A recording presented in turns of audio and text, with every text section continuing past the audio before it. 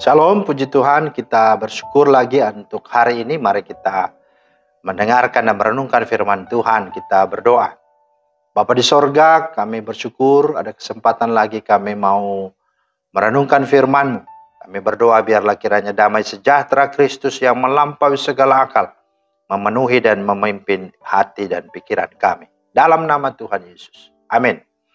Bapak Ibu, firman Tuhan kita terambil dalam Hakim-Hakim 4 ayat 8 dan 9. Jawab Barak kepada Deborah, jika engkau turut maju, aku pun maju. Tetapi jika engkau tidak turut maju, aku pun tidak maju. Kata Deborah, baik, aku turut. Hanya engkau tidak akan mendapat kehormatan dalam perjalanan yang engkau lakukan ini, sebab Tuhan akan menyerahkan Sisera ke dalam tangan seorang perempuan. Lalu Deborah bangun berdiri dan pergi bersama-sama dengan Barak ke Kades.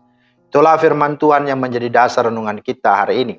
Tema kita adalah hidup harus berani dan harus berani untuk hidup. Nah, Bapak Ibu Saudara dikasih Tuhan, Gus Dur pernah berkata yang harus kita takutkan justru adalah ketakutan itu sendiri. Sebab kalau seseorang sudah dikuasai oleh rasa takut, hidupnya itu tidak akan tenang. Karena sebelum ia berjuang, ia melangkah dan melakukan sesuatu, dirinya sudah kalah, sudah gagal karena rasa takut itu.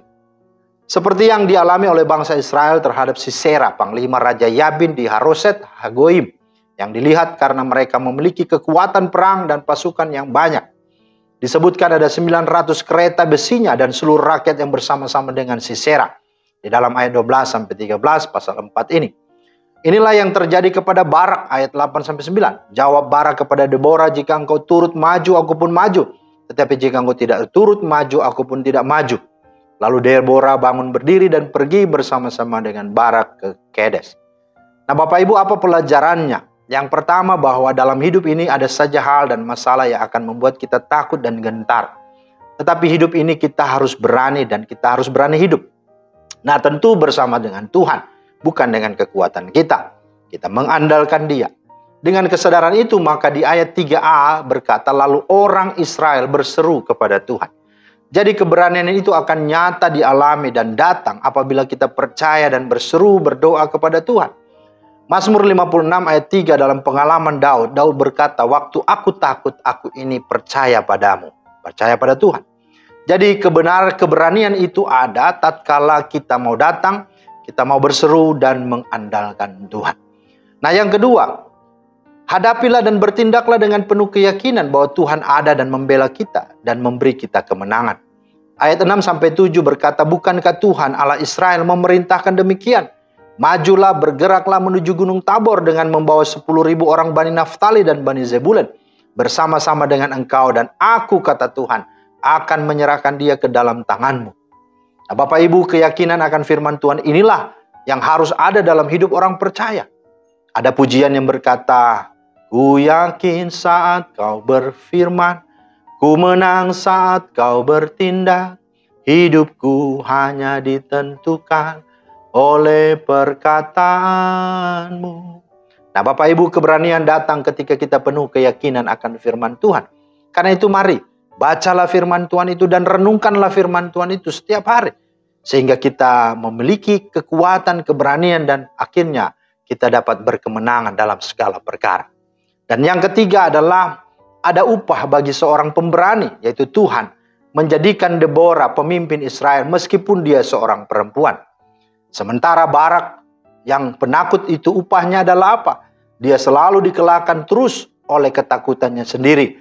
Dia tidak ada sungguh-sungguh juga keberanian dan tidak ada yang akan menghormatinya. Itu disampaikan dalam ayat 9. Kata Deborah, baik, aku turut, hanya engkau tidak akan mendapat kehormatan dalam perjalanan yang engkau lakukan ini.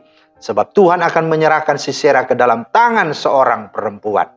Itulah sesungguhnya akibat atau dampak atau upah yang dialami oleh Barak akibat ketakutannya. Tetapi Deborah justru mendapatkan penghormatan.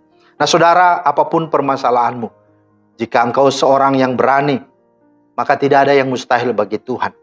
Dan siapapun dirimu, perempuankah, anak mudakah, termarginalkah hidupmu, terhinakah hidupmu, lagi-lagi firman Tuhan berkata bahwa Tuhan akan mengangkat hidupmu. Dia akan membuat engkau menjadi pribadi yang sungguh-sungguh dipakainya indah, luas, dan bahkan dahsyat luar biasa bagi kemuliaannya. Maka mari, jadilah pemberani, dan mari kita harus berani juga untuk hidup di tengah-tengah dunia ini. Tuhan memberkati. Amin. Terima kasih Tuhan atas firman-Mu. Kami bersyukur untuk kembali lagi dimotivasi agar semua masalah apapun di dunia ini sudah Tuhan selesaikan. Tuhan sudah menang atasnya. Maka Tuhan tolong kami supaya kami sungguh-sungguh datang pada Tuhan. Menaruh hidup kami berlindung kepadamu. Maka Tuhan ambil alih semua ketakutan kami. Dan Tuhan memakai kami menjadi alat berkat, alat kasih kuasa-Mu. Untuk kami boleh dipakai berkemenangan atas segala perkara. Dalam Kristus Yesus kami berdoa. Haleluya. Amin. Terima kasih. Tuhan Yesus memberkati. Selamat beraktivitas. Shalom.